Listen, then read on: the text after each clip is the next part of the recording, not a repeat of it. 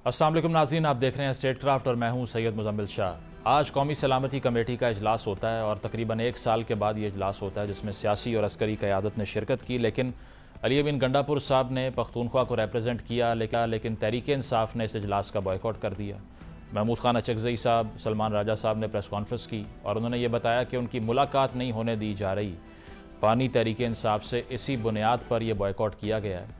Unfortunate चीज़ ये है कि इतना बड़ा डेथ टॉल और इतनी बड़ी कॉस्ट पे करने के बावजूद भी पाकिस्तान की जो पॉलिटिकल क्लास है वो एक पेज पर नहीं आ सकी, और जहाँ ये तवक्को की जा रही थी कि बिलाखिर अब बैठ कर कोई एजेंडा फार्मूलेट कर लिया जाएगा या नेशनल एक्शन प्लान के हवाले से जो इम्प्लीमेंटेशन नहीं हो पाई अब तक बहुत से नकात पर, उस पर डिबेट होगी, लेकिन ऐसा इसीलिए नहीं हो सका कि पॉलिटिकल डिफरेंसेस जो कि पाकिस्तान में इंस्टेबिलिटी का एक बहुत बड़ा सोर्स है आज भी वही देखने को मिले। इस हवाले से बात करते हैं। राना एहसान अफजल साहब मौजूद हैं, कोऑर्डिनेटर हैं प्राइम मिनिस्टर के। इसके अलावा सनाउल्लाह बलोच साहब ज्वाइन कर रहे हैं, सीनियर रहनुमा हैं, BNP मैंगल से उनका ताल्लुक है। तहरीक इंसाफ के रहनुमा फिरदौस शमीम नकवी साहब भी हमारे साथ मौजूद हैं। आप तीनों का बहुत बहुत शुक्रिया।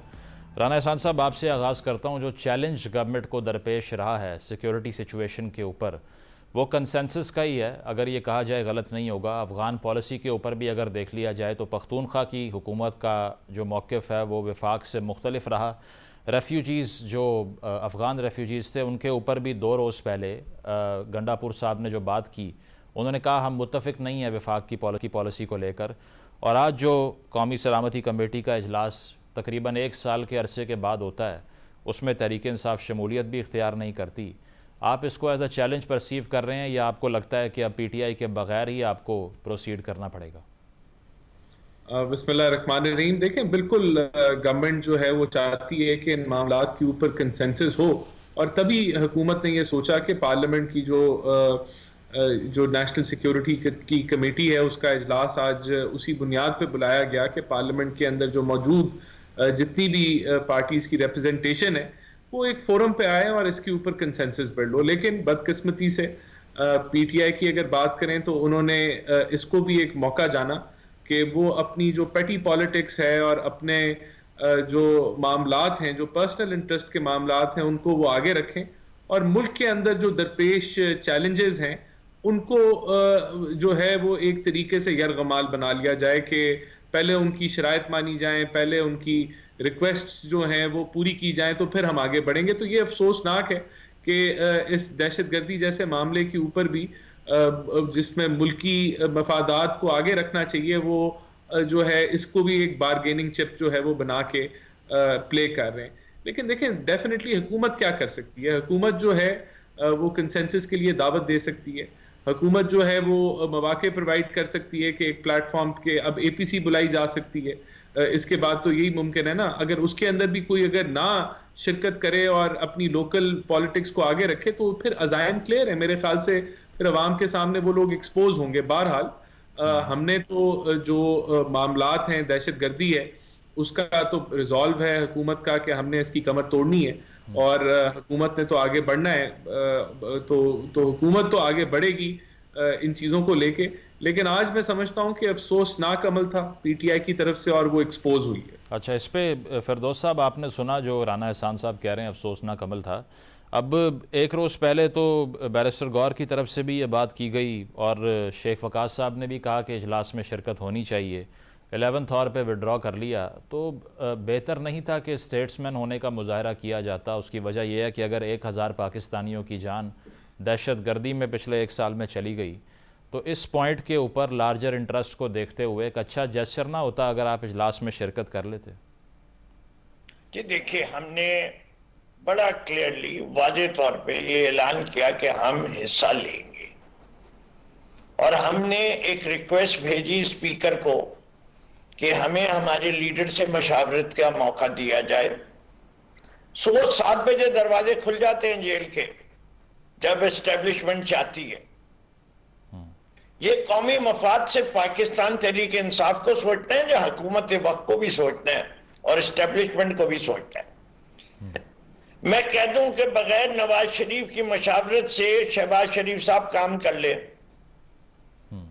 मुमकिन है, दोनों आजाद हैं। अच्छा। हमारा पार्टी का लीडर पाकिस्तान का सबसे मकबूल तरीन लीडर है। आज भी जो लेटेस्ट सर्वेज हुए हम नहीं चाहते कि कोई स्टैंड पार्टी ऐसा ले कि जिसके में बाद में कोई इशू आए। It was a very simple request. कोई शर्त नहीं थी कि इमरान खान को आजाद करो, ये भी नहीं शर्त रखी कि इमरान खान को ऐवान में लाओ। फिरदौस साहब 3 दिन से ये खबर एक पॉइंट ले लें, मुझे एक पॉइंट ले लें। 3 दिन से ये खबर गर्दिश कर रही है ना कि नेशनल सिक्योरिटी कमेटी का इजलास हो रहा है। बात मुकम्मल करने दीजिए। हमने सिर्फ एक बात कही कि हमें जाके हमारे लीडर से मुलाकात करने दें। अच्छा, हमने पहले क्यों नहीं दी? जो आप बात कह रहे हैं, जुमेरात को हमारा दिन था मुलाकात का। कोर्ट के ऑर्डर से हमारे पास इस हुकूमत ने और एस्टेब्लिशमेंट ने उसको ऑनर नहीं किया। अच्छा, वरना ये प्रॉब्लम नहीं होती, हम थर्सडे को ही गाइडेंस ले लेते। आज भी जो है वो वकीला की मुलाकात कोर्ट में जो होनी है या उसके बाद 2 बजे है, 2 बजे है, लेकिन इजलास किस वक्त बुलाया गया? 12 बजे। अच्छा, इजलास भी नहीं डिले कर सकते थे। अच्छा, मतलब इजलास डिले कर देते? अरे 2 घंटे डिले, 1 दिन डिले कर देते अगर आप नहीं चाहते थे कि कोई स्पेशल ट्रीटमेंट दिखाना है। आप आफ्टर इफ्तार कर लेते। क्या असेंबली मिली नहीं है? अच्छा, फिर पहले क्या ऐवान में डिबेट नहीं होनी चाहिए?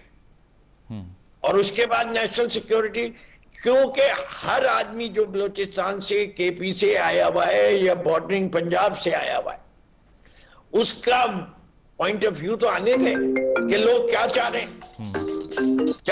जब उनका पॉइंट ऑफ व्यू आ जाता है तब तो बड़ी अच्छी होती। हमने क्या कहा है? आपने सारे लोगों को तो नहीं दावतनामा दे रहे इसमें नेशनल सिक्योरिटी काउंसिल में, जबकि ये इतना अहम मौजू है केस के ऊपर। फिर बात करते हैं जी अली अमीन गंडापुर और उसके डिफरेंस की। भाई, केपी की हुकूमत ये कह रही है हर जी शऊर को आपको जो 30-40 लाख अफगानियों को निकालेंगे वो अंडरग्राउंड हो गए तो किधर जाएंगे? वो आपके पास आएंगे, जेल में जाएंगे। पहले आप आइडेंटिफाई तो कर लीजिए कि किधर रहते हैं, कहां है वो सारे। अगर जाके मिल गए किसी और से तो प्रॉब्लम एग्रीवेट होगी या इंप्रूव होगी? नहीं फिरदौस साहब, ये सारी बातें तो इजलास में डिस्कस करनी थी। नहीं जी, देखिए ये बातें तो इन्होंने अनाउंस क्यों किया कि अफगानियों को निकाल रहे हैं? सोच के किया फैसला? नहीं, आपने जो उसकी इनपुट देनी है वो किस फोरम पे देनी है? मीडिया पे? हमने देखे, पहली चीज ये कि क्या इन्हीं ने सोच समझ की बात की है? क्या ये लोग जो 40 लाख अफगानी यहां पाकिस्तान में कब से सेटल हुए हुए? The first ones, the illegal ones किसके जमाने में है? जियाउल हक के जमाने में। ठीक है, बैच बाय बैच आते रहे। आपका बॉर्डर पोरस है। सही। चले, मैं आता हूं आपकी तरफ, क्योंकि जो सवाल मैंने करना था उसको वो तो डिस्टर्ब हो गया। इस पे सनाउल्लाह बलोच साहब, जो एक जेस्चर पाया जाता है अताउल्लाह गालिबन मेंगल साहब की तरफ से भी ये बात की गई। अब उनकी तरफ से ये, पहले तो अख्तर मेंगल साहब ने ये कहा कि अब चूंकि सूरत हाल बहुत ख़राब हो गई है, बियॉन्ड कंट्रोल हो चुकी है, उनको इस इजलास में दावत दी गई, वो शरीक भी ना हुए। आपको क्या लगता है कि अगर पार्लियामान के हवाले से कुछ लोगों का ये मौक़िफ़ है, और गालिबन आपकी पार्टी का भी यही मौक़िफ़ रहा है कि जिस तरह आज हमने ये देखा है कि बहुत सी पार्टियों के रहनुमा मौजूद थे इस इजलास में, जिसमें ANP के लोग भी थे और लोग भी थे, उनमें से भी कुछ लोगों ने ये बात की है, अहमद वली ख़ान साहब ने ये बात की है कि पार्लियामान की वो तौकीर नहीं है, और सेनेट जो है या चेयरमैन सेनेट है वो सिर्फ माइक बंद और माइक ऑन करने का इख्तियार रखता है, इसके अलावा इख्तियार नहीं रखता। तो सवाल ये है कि इतना सीरियस मैटर अब एड्रेस कैसे होगा अगर इन प्लेटफॉर्म्स पर नहीं हो सकता? तो थैंक यू वेरी मच जी। बिल्कुल आपने बजा फरमाया। जितना हमारे, मेरे ख्याल में जितने पार्लियामेंटेरियंस का आज महमूद खान अचकज़ई साहब ने तहरीक तहफ़्फ़ुज़ आईन पाकिस्तान, जिसका हम हिस्सा भी हैं, जिसका PTI भी हिस्सा है, उन्होंने भी आज के जो इजलास का जो बाइकाट किया है, चंद अहम वजूहात बयान किए हैं। अहमद वली ख़ान साहब की मैंने बात नहीं सुनी, यकीनन उनकी बात दुरुस्त है। उसकी बुनियादी वजह यह है कि देखें, इस असम्बली की जो जायज़ियत है, जिसको लेजिटिमेसी कहा जाता है, वो उस पर बहुत बड़ा सवालिया निशान है। जिस तरह के इंतखाबात हुए वो न सिर्फ पाकिस्तान में बल्कि पूरी दुनिया में लोग इस असम्बली की अय्यत, इसकी स्ट्रक्चर पर जो है काफ़ी सवालात उठाते हैं। और इस वक्त भी जो कौमी असम्बली है और वो सेनेट है आपका, और काफ़ी सूबे में भी इसी तरह है, जो नशिस्तें हैं वो 30 से 40% मुकम्मल भी नहीं हैं। फिर एक और बात भी आ जाती है कि कौमी सलामती का जो एक हमारा कमेटी है उसको ले जाके इजलास में तब्दील करना और इजलास को कौमी सलामती की कमेटी में तब्दील करना, इसके लिए इससे पहले कुछ और कॉन्स्टिट्यूशनल इंस्ट्रूमेंट्स हैं, कुछ कॉन्स्टिट्यूशनल प्रोविजंस हैं जिन पे आपको अमल दरामद करना पड़ता है। मिसाल के तौर पर देखें, अगर एक सूबे में आप इतना बड़ी के कोई अमल करना चाहते हैं, चाहे वो अस्करी है या सियासी तब्दीली है या आईनी तब्दीली है, तो आपको उस सूबे में एक सूबाई असम्बलियां मौजूद हैं जो कॉन्स्टिट्यूशन के अंदर एम्बेडेड हैं, जो कॉन्स्टिट्यूशनली इंस्टीट्यूशंस हैं। तो आपको उससे पहले कम से कम आज से 10 दिन 15 दिन पहले सूबाई असम्बली का एक इजलास हो जाना चाहिए था, एक हफ्ते का, कि उसमें तमाम जमातों की, गो की सूबाई असम्बलियों की भी जायजियत, लेजिटिमेसी, उसकी अय्यत और अहमियत नहीं है। लेकिन मैंने कल परसों जो सूबाई असम्बली के जो अराकीन है उनकी तकारीर भी कुछ की सुनी है। मेजॉरिटी पार्टीज ने भी जो है बलोचिस्तान के अंदर बहुत बड़े ऑपरेशन की काफ़ी वजूहात की बुनियाद पर उन्होंने मुखालफत की है, जिसमें नेशनल पार्टी के डॉक्टर अब्दुल मालिक साहब भी नुमाया हैं। तो मेरे ख्याल में सूबाई असम्बली में तफसीलन इस पर बहस होनी चाहिए थी, कुछ रिकमेंडेशंस बनने चाहिए थे। फिर इसके बाद आपके पास एक और कॉन्स्टिट्यूशनल इंस्ट्रूमेंट है, इंस्टीट्यूशन है, जिसको हम काउंसिल ऑफ कॉमन इंटरेस्ट कहते हैं। कॉन्स्टिट्यूशन का आर्टिकल 153 के तहत आप काउंसिल ऑफ कॉमन इंटरेस्ट में, फिर यही बात आ जाती है कि यहां पर भी वो जो लोग काउंसिल ऑफ कॉमन इंटरेस्ट में बैठेंगे उनकी भी जायजियत और लेजिटिमेसी सवालिया निशान है, यानी उन पे लोगों का एतमाद नहीं रहा है। वो एंड पिक्ड लोग हैं जिनको चीफ मिनिस्टर लेकिन सनाउल्लाह साहब, आप जो कह रहे हैं सूबाई असम्बली का इजलास हो जाना चाहिए था, इससे पहले वहां अंडर डिस्कशन आना चाहिए था, उनकी जायजियत पे कोई सवाल नहीं है। वो भी तो हो सकता है फिर, अगर आप पूरे सिस्टम को क्वेश्चन कर रहे हैं। मैं I am questioning the entire system, इसीलिए मैंने शुरू में ही कहा कि इलेक्शन की, जो मुकम्मल इलेक्शन की, लेकिन फिर भी एक प्रोसीजर्स होते हैं, even the procedure itself is not adopted, whether it's legitimate और इलेजिटिमेट। मैं तो कह रहा हूं कि जायजियत काउंसिल ऑफ कॉमन इंटरेस्ट की इस वक्त नहीं है, प्रोविंशियल असम्बली की नहीं है, इंटर प्रोविंशियल कोऑर्डिनेशन का आपका एक मिनिस्ट्री है जिसका आज तक किसी ने नाम नहीं सुना है, जिसके बहुत बड़े पैसे जिसके लिए जारी होते हैं। फिर उसके बाद आ जाता है आपका पार्लियामेंट का इजलास। उसमें आप मुश्तरका इजलास अगर रखते हैं तो मुश्तरका इजलास में मेरी जो राय में, अगर हम तो नहीं है असम्बली में, सदार अख्तर मेंगल साहब ने तो रिजाइन किया, इसलिए उनका तो जाना ही नहीं बनता है। 6 महीने पहले, 7 महीने पहले रिजाइन करने वाला शख्स दोबारा कैसे असम्बली में जा सकता है? बलोच लोग हैं, मुनासिब नहीं है। जो बात हमने एक दफा अपनी जुबान से कह दी वो फिर हम उसको दोबारा नहीं उठाते।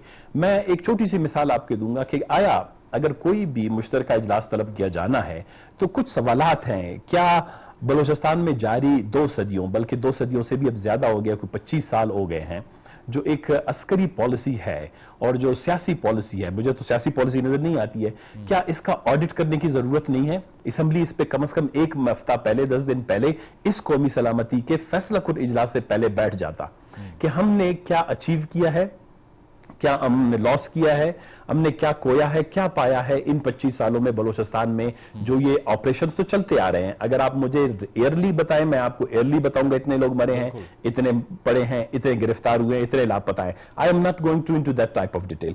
दूसरी बात यह कि क्या अवाम के दिलो दिमाग इतने अरसे में जीते जा सके? अगर नहीं जीते जा सके हैं तो उनकी वजूहात क्या हैं? फेलियर कहां पे है? ये बड़ा आपको एक ऑडिट करना पड़ेगा, इसका जायजा लेना पड़ेगा कि ये कौन सी फेलियर हुई। तीसरी बात यह है कि क्या मौजूदा हालात से निपटने के लिए, जिसका भी ये कह रहे हैं कि कौमी सलामती का इजलास है, इन मौजूदा हालात से निपटने के लिए फौजी ऑपरेशन वाहिद हल है, क्या इनसे निपटने के लिए इससे पहले कोई सियासी हिकमत अमली बनी है, नहीं बनी है? क्योंकि पॉलिटिकल जो आपकी स्ट्रेटजी होती है या सियासी हिकमत अमली होती है वो इंतहाई अहमियत का हामिल होता है। आप जो बात कर रहे हैं वो प्रिंसिपली तो बिल्कुल ठीक है, लेकिन प्रैग्मेटिकली अगर देखा जाए, जो आपके भी इस वक्त एलाइज हैं, बाप पार्टी जिस तरह से बनती है, उसके बाद में जो अलायंस पीटीआई ने बाप पार्टी के साथ किया पिछले टेन्योर में, फिर जो चेयरमैन सेनेट के इंतखाबात के अंदर हासिल बदंजो साहब के साथ हुआ, वो सारी चीज़ें भी तो वही लोग कर रहे थे जिनको आपने ज्वाइन कर लिया अब आकर। अब अगर वो ये कहते हैं कि सिर्फ मुशावरत ना होने की बुनियाद पे इजलास में हम शरीक नहीं हो रहे, तो पीटीआई अपने दौर में 1 साल में 3 नेशनल सिक्योरिटी कमेटी के इजलास बुला चुकी है। उस वक्त वो ठीक थे, अभी ये सारा फॉर्मेट ही गलत हो गया। हमने सारे गलत, ये अच्छा कि आपने ये सवाल किया। ये है हमारा वो मैट्रिक्स जिसको मैंने बनाया था, अपने बलूचिस्तान नेशनल पार्टी के मुतालबात थे जिसको हमने कन्वर्ट किया था एक मैट्रिक्स में, Balochistan reconciliation and development framework या प्रायोरिटीज के नाम से। इसमें वो तमाम CBMs भी दिए गए थे। हम इमरान खान साहब के साथ 3 साल तक रहे, कोई भी ये साबित कर ले कि हमने उनसे कोई कोई स्टैंडिंग कमेटी की चेयरमैनशिप तक का ओहदा भी हमने उनसे नहीं लिया, न कोई मिनिस्ट्री ली। हमने कहा कि ये बलूचिस्तान के नेशनल रिकंसिलिएशन के और डेवलपमेंट की प्रायोरिटीज हैं, ये फ्यूचर की CBMs बनेंगे, इन पे अमल दरामद करें। और हमने बड़ी इस पे मेहनत की, बड़ा काम किया इसके ऊपर। फिर उसके बाद जब इमरान खान साहब के, आप खुद को पता है कि हमारे यहाँ सियासी इदारे या जो प्रोसेस है, पॉलिटिकल प्रोसेस है या सियासी अमल है, वो इतना इंडिपेंडेंट और आजाद नहीं है।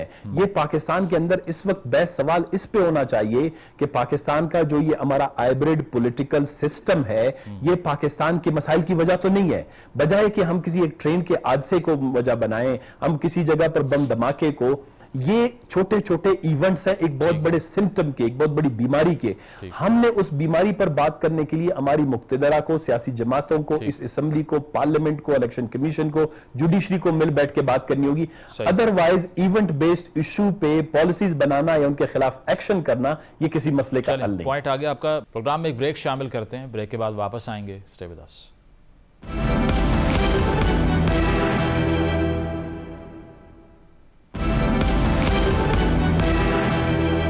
वेलकम बैक नाजरीन, डिस्कशन को कंटिन्यू करते हैं। राना एहसान साहब, एक लंबी चार्जशीट है, आपने सुन भी लिया कि एक दरख्वास्त थी कि पहले मुलाकात करने दें खान साहब के साथ, तो उसके बाद ये प्रोसीड हो जाता मामला, लेकिन वो भी नहीं करने दी गई, इजलास भी डिले नहीं किया आपने। फिर पॉलिटिकल प्रोसेस पे जो मैं मिसट्रस्ट का लेवल देख रहा हूँ कि तमाम पार्टियों की अगर बात सुने जो हुकूमती अलायंस का हिस्सा नहीं है, तो वो रबर स्टैंप कहती हैं इस सारे निज़ाम को। तो लेजिटिमेसी के बगैर तो दुनिया की कोई हुकूमत भी इजीली स्मूथली काम नहीं कर सकती। ये बहुत ग्रेव कंसर्न है कि इतने शहरियों की जान जाने के बाद भी इल्ज़ामात आपके ऊपर ही लग रहे हैं कि लेजिटिमेसी नहीं है आपकी। ये देखें, बात ये है कि इस तरह तो जो है वो किसी भी इलेक्शन को आप निकाल के दे दें तो उसके ऊपर सवाल उठते थे। तो क्या उस वक्त दहशतगर्दों के ऊपर कार्रवाई करना जो है वो बंद हो गया था? या आप ये तो देखें, जो भी हारता है वो तो फिर इस चीज को तस्लीम नहीं करता। तो अगर इसी के साथ ही जाएं तो फिर तो कोई सिस्टम चल ही नहीं सकता, क्योंकि हमेशा ही पाकिस्तान ने ऑपोजिशन में जो बैठी हुई जमातें हैं उन्होंने कभी भी मैंडेट नहीं तस्लीम किया। तो इस बुनियाद के ऊपर जो है क्या मुल्क को हम बंद कर दें, ताले लगा दें? ये तो नहीं हो सकता। देखें, दूसरी बात ये है कि आपने इसके ऊपर कंसेंसस किया था, नेशनल एक्शन प्लान बनाया था, उसके 14 नुकात हैं। उन 14 नुकात के अंदर जो ऑपरेशन है वो एक जुज है, लेकिन बाकी जो 80-90% है वो और चीजें हैं।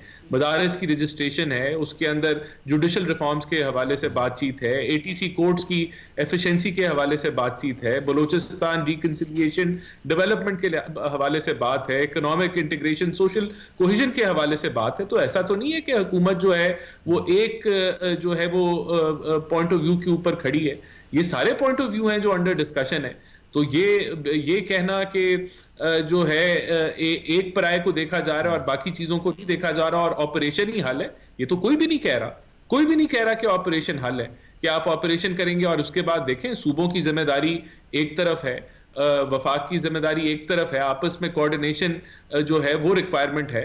तो बहुत सारे मल्टीपल चीजें हैं और उसके ऊपर काम होने की जरूरत है। लेकिन यही वो फोरम्स है ना जहां आप चीजों को डिस्कस करते हैं, जहां आप पॉइंट ऑफ व्यू रेज करते हैं। राना साहब, सनाउल्लाह साहब ने भी आपके सामने कहा ना कि एक तो सूबाई असेंबली का इजलास में पहले डिस्कशन ना होना, उसके अलावा जो सिर्फ 30-35 MN को बिठाकर अगर डिस्कशन हो भी गई तो ये कोई इतना ज़्यादा इंक्लूसिव प्रोसेस तो नहीं हो रहा। तो इसीलिए ये प्रोसेस, ड्यू प्रोसेस ही फॉलो नहीं किया आपने। देखिए, मुझे बताएं कि बलूचिस्तान असेंबली का इजलास जो है वो प्राइम मिनिस्टर शहबाज शरीफ ने बुलाना है, वो तो बलूचिस्तान असेंबली ने बुलाना है, वो उनकी जिम्मेदारी है। और जहां तक ये बात है कि वो 30-35 MNAs जो हैं वो इकट्ठे हो जाएंगे या 40 MNAs इकट्ठे हो जाएंगे, वो MNAs मुख्तलिफ जमातों को रिप्रेजेंट करते हैं, मुख्तलिफ जमातों का पॉइंट ऑफ व्यू वो लेके आएंगे, वो इन आइसोलेशन तो नहीं आएंगे ना। तो वो अपनी जमातों को, वो रिप्रेजेंटेटिव हैं पूरे पाकिस्तान की, जितनी जो जमातें पार्लियामेंट के अंदर है उनको रिप्रेजेंट करते हैं। तो ऐसा तो नहीं है कि वो सिर्फ कोई 35 लोग हैं जिनकी और कोई वक़्त नहीं है, वो सारी जमातें जो अपोजिशन की हैं, जो हुकूमत की हैं, उनको रिप्रेजेंट करते हैं। और जहां तक बात यह कि इजाजत नहीं मिली, देखें ये मुल्क जो है इस मौकफ का यरगमाल नहीं बनाया जा सकता कि जी वो सजा याफ्ता हैं, वो जेल काट रहे हैं। पीटीआई एक जमात है या एक फर्द है, इस चीज का तयन कर लें। क्योंकि अगर वो एक फर्द है तो वो फर्द जो है वो तो अभी जेल की सलाखों के पीछे है करप्शन के ऊपर, तो उसके साथ तो जो है वो हर मौकफ के ऊपर मुशावरत ना हुकूमत कर सकती है ना इस तर्ज पे चल सकती है। लेकिन अगर पीटीआई जमात है तो फिर उनको जो है वो अपने पेटी इश्यूज और अपने ये जो ऑक्सफोर्ड का कभी इलेक्शन लड़ना इसी मकसद से कि इंटरनेशनल प्रेशर बनेगा, अमेरिका की दस्तक देना इसी मकसद से कि इंटरनेशनल प्रेशर बनेगा, अगर तो यही सियासत है तो फिर तो मेरे ख्याल से ये इख्तलाफात रहेंगे। राना साहब, इसके अलावा ना वो जो सीरियसनेस का क्वेश्चन है वो आप तो बेशक कह सकते हैं पीटीआई को कि उन्होंने नेशनल इशू को प्रायोरिटाइज नहीं किया, लेकिन आपके एंड से भी अगर डी चौक वो धरना लेकर या मार्च लेकर आ रहे थे तो ओवरनाइट 3 मुलाकातों का इंतजाम हो गया और बहुत से लीडरान जाके मिल के भी आगे परमिशन मिल गई 11th आवर के ऊपर। लेकिन इतना बड़ा इशू जहां पाकिस्तान दहशतगर्दी के वाकयात में दुनिया में नंबर 2 पर आ रहा है, इसमें इतनी ओवरनाइट मुलाकातों की परमिशन अगर दे दी जाती तो उनका ग्रीवेंस, उनकी जो शिकायत ख़त्म हो जाती, फिर वो क्या ही डिफेंड करते इस इशू को आकर मीडिया पे। मैंने आपको बेसिक बता दिया है कि ये एक फर्द है या एक जमात है। अगर ये एक फर्द है, ये पूरी जमात एक फर्द है और उसी के इर्द गिर्द ही इनकी सियासत, ना नेशनल इंटरेस्ट, सारा कुछ उसी के इर्द गिर्द होना है, तो वो फर्द तो सजा याफ्ता है, फिर उधर प्रॉब्लम्स आएंगे। फिर ये नहीं हो सकता कि आप नेशनल डिस्कोर्स के अंदर जो है वो हर दफा ये शर्त रख लें जी दरवाजे खोल दें, हमने मुशावरत करनी है, क्योंकि ये दिस इज नॉट डूएबल, इसको हम रद्द कर देते हैं। अगर ऑपोजिशन जो अराकीन है, जो ऑपोजिशन लीडर है, उसका कोई मौकफ है, उसके जहन में कोई बातचीत है, तो वो he is welcome to come. हम उसको दावत दे रहे हैं कि आप आए और यहाँ अपने मामला बयान करें। लेकिन ये नहीं हो सकता कि आप हर दफा जो है वो अपने सेल्फ पर्सनल पॉलिटिक्स को और एक ब्लैकमेल की जो सियासत है उसको आप सामने लें। बहरहाल देखिए, मैं समझता हूँ APCB अगर हुई तो उसमें भी फर्दर जो है वो मुशावरत होगी और बलूचिस्तान असेंबली को बिल्कुल इजलास बुला लेना चाहिए, कोई नहीं उनको रोक रहा। ये आवाज वहां अपोजिशन वालों को भी उठानी चाहिए और उधर बुलाना चाहिए इजलास, वहां भी डिबेट होनी चाहिए। लेकिन जो नेशनल फोरम है मौजूद पार्लियामेंट के अंदर, उसका तलब किया गया, वहां पार्टिसिपेशन होनी चाहिए थी। अगर 100% इख्तलाफ है तो उस इख्तलाफ को स्टेबल पे लाया जाता, बजाय कि आप पार्टिसिपेट ही ना करें, जो कि निहायत अफसोसनाक है। फिरदौस साहब, एक तो ये इशू के डोनाल्ड ट्रंप का इलेक्शन जीतना हो या दुनिया का कोई इशू हो, तो उसके ऊपर तो एक डिटेल ट्वीट आ जाती है खान साहब की। तो नेशनल सिक्योरिटी कमेटी के इजलास के हवाले से अगर आपने उनका व्यू पॉइंट लेना था तो वो 2 रोज़ पहले ट्वीट नहीं कर सकते थे कि मेरा ये नैरेटिव है इसके बारे में, या फिर सिर्फ इसको एज एन एक्सक्यूज़ इस्तेमाल किया आपने? क्योंकि अगर तो सिर्फ कम्युनिकेशन गैप का इशू है तो वो तो आलमी इशूज़ के ऊपर भी उनका व्यू पॉइंट वक्त से पहले आ जाता है। यहाँ पर जो सबसे सीरियस कंसर्न है, इस पर क्यों नहीं आ सकता? नैरेटिव आता कैसे? जैसे पहले आ रहा है बाकी चीजों पे मुलाकात होती है, किससे मुलाकात नहीं करने दे रहे, कब से नहीं करने दे रहे, और इस पीरियड में इमरान खान साहब के कितने ट्वीट्स आए। दूसरी चीज ये कि उनकी पार्टी ने एक नैरेटिव ले लिया। देखिए, अभी जो साहब सनाउल्लाह साहब, एहसानुल्लाह साहब जो भी हैं, जो बात कर रहे थे, सनाउल्लाह बलोच साहब जी, उन्होंने क्या कहा है कि जी इज इट अ पार्टी और is it a single person? आप एक पाकिस्तान तहरीक इंसाफ के साथ, आप पहले ये बताइए, आप पाकिस्तान के आइन पे यकीन रखते हैं, अदलिया की बालादस्ती पे यकीन रखते हैं? जब कोर्ट ने ऑर्डर दिया था तो आप कितने कैसे रोका हमें मिलने से? इसका जवाब दे दे। आप कहते हैं कि आप पाकिस्तान के अदलिया को, इनफैक्ट इस्लामाबाद हाई कोर्ट ने 1 पर्सन कमीशन कायम किया था कि इमरान खान के जाके हालात देख के आ जाए। आपने उस कमीशन के आदमी पर्सन को भी जाके नहीं मिलने दिया। Is this rule of law in this country? ये कोई कानून है कि जो आपने ATC की लॉज की बात कर रहे हैं, वो किस किस पे अप्लाई हुई है? 10,000 PTI के लोगों को आपने टेररिस्ट डिक्लेयर किया हुआ है, मुकदमे किए हुए, और जो असली टेररिस्ट हैं वो जो चाहते हैं कर लेते हैं। दिस इज द एक्ट जिसकी आपने इम्प्लीमेंटेशन की है। आप क्या बात कर रहे हैं कि आपने क्या इम्प्लीमेंट? मिसिंग पर्संस के ऊपर सुप्रीम कोर्ट का जजमेंट है, क्या हुआ? फाटा के डेवलपमेंट फंड जो आपने देने थे, क्या हुए? आज आपकी मकबूलियत बलोचिस्तान में कितनी है अवाम के दरमियान? कोई सर्वे करवाया आपने क्या आपने उसके बारे में उसका सद्देबाब करने की कोशिश की जाए? इतना मुश्किल काम है कि आपको पता नहीं है कि पाकिस्तान का कौमी तराना जो है अब बलोचिस्तान में पाकिस्तान का झंडा लहराने पे भी दिक्कत होती है।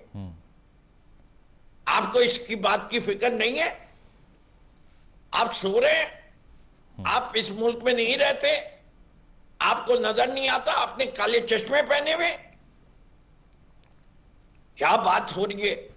आप फिक्रमंद हैं इस मुल्क के बारे में? जाली मैंडेट, अरे भाई अवाम में जाके देख लीजिए, आज सर्वे कर लीजिए, छोड़िए पार्टियां, कितने पाकिस्तान के अवाम ये कहने को तैयार हैं कि ये जो इलेक्शन था ये सही था। अगर आप ये सर्वे करवा लें और उसमें नजर आए कि 70 से 80% लोग कहते हैं कि ये इलेक्शन जाली जरिए से ये असेंबली में बैठी हुई है, क्या पैटर्न की रिपोर्ट, ऑडिट रिपोर्ट है जिसमें नवाज शरीफ, शहबाज शरीफ, मरियम का इस्लामाबाद के इलेक्शंस की डिटेल रिपोर्ट दी है, polling station wise, booth wise. ठीक, इलेक्शन कमीशन के रिकॉर्ड से साबित किया गया है कि इट्स नॉट पॉसिबल कि जो पेश किया गया है वो सही है। क्या आपने उन लोगों ने रिजाइन कर दिया?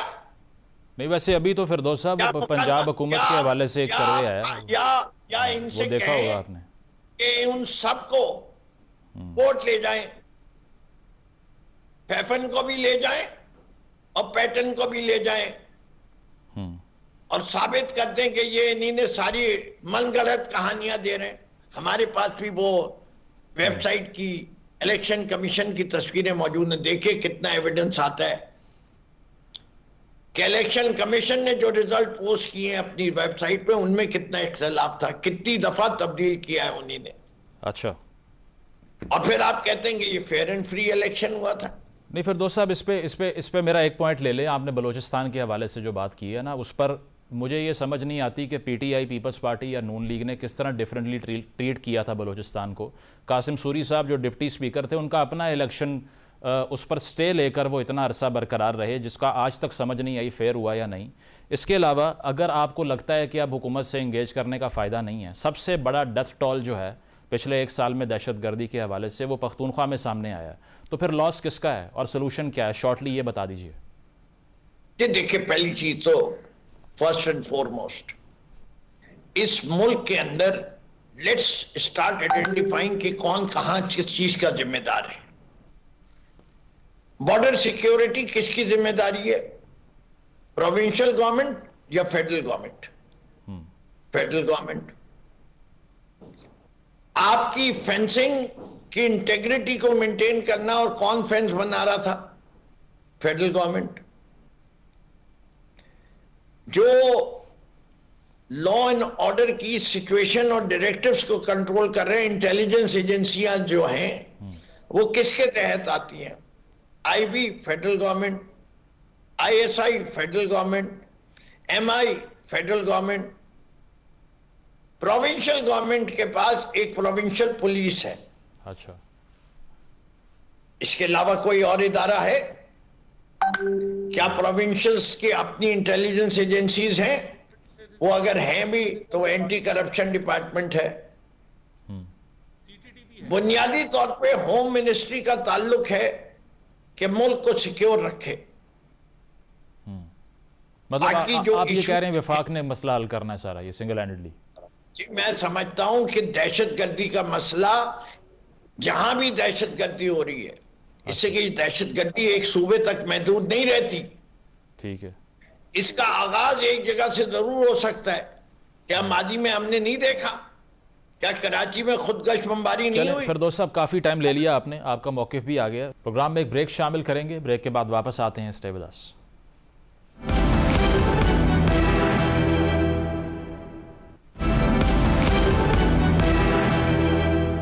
वेलकम बैक नाजरीन, गुफ्तगू को आगे बढ़ाते हैं। सनाउल्लाह साहब, मैं आपकी तरफ आऊँगा। ये अब इस सारी सूरत हाल में एक नैरेटिव ये है कि इस पॉलिटिकल प्रोसेस का हिस्सा अगर बन भी जाए तो सोल्यूशन नहीं है। वही अख्तर मेंगल साहब वाली बात। बिलावल भुट्टो साहब कह रहे हैं नेशनल एक्शन प्लान 2.0 होना चाहिए।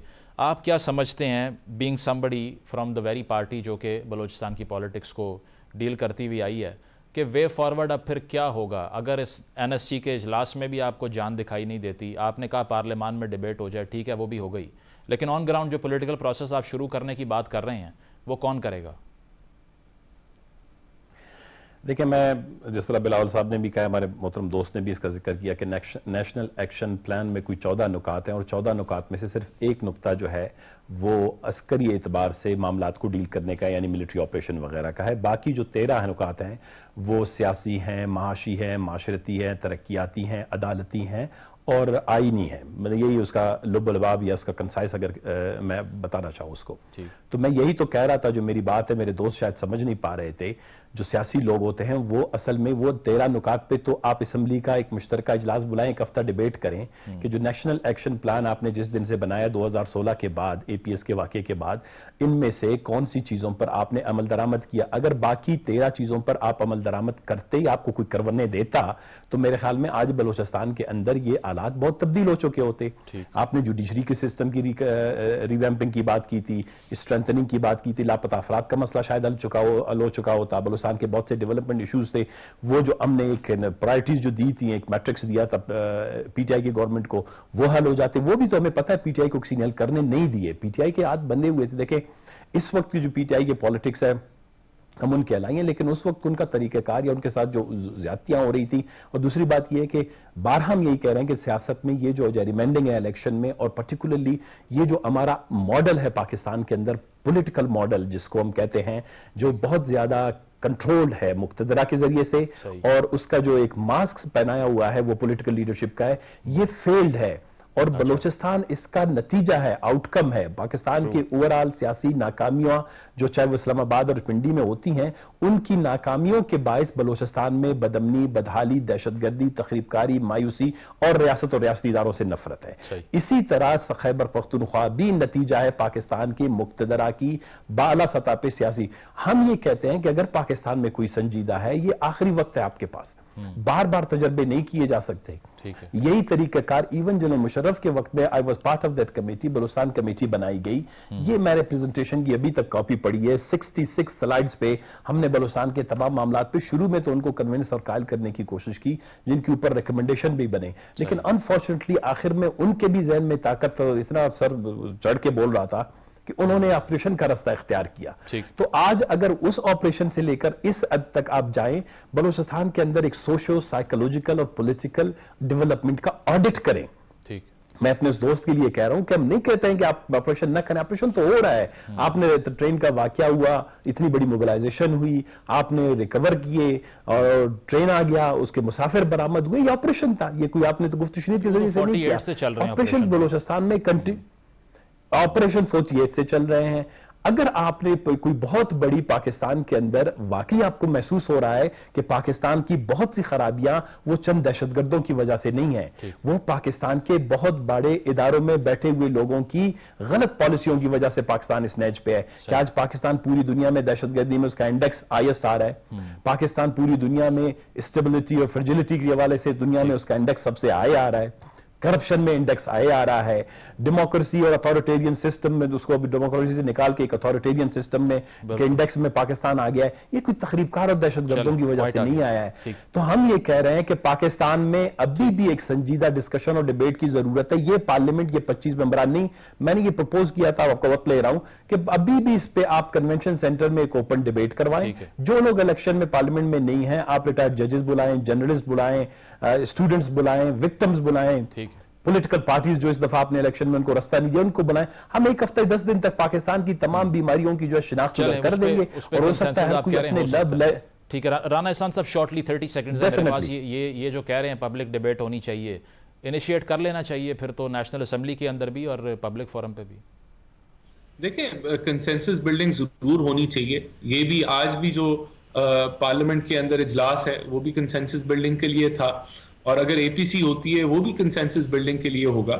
लेकिन मैं ये फिर कहूंगा कि इस वक्त अगर आप जो है जिस तरह PTI अपनी पेटी पॉलिटिक्स, और 100 इख्तिलाफ है हमारे पीपल्स पार्टी के साथ होंगे, PTI के साथ होंगे, अगर आप उसको एज ए बार्गेनिंग चिप ले आएंगे तो फिर तो मामला हल नहीं होंगे। लेकिन जहां तक बात है, मैं एग्री करता हूं कि हमें ये देखने की जरूरत है कि नेशनल एक्शन प्लान पे किसकी क्या क्या जिम्मेदारी थी और उसने कितनी उस जिम्मेदारी को अदा किया और कहां शॉर्टफॉल्स हैं। यही रास्ता है, यही तरीका है आगे बढ़ने का।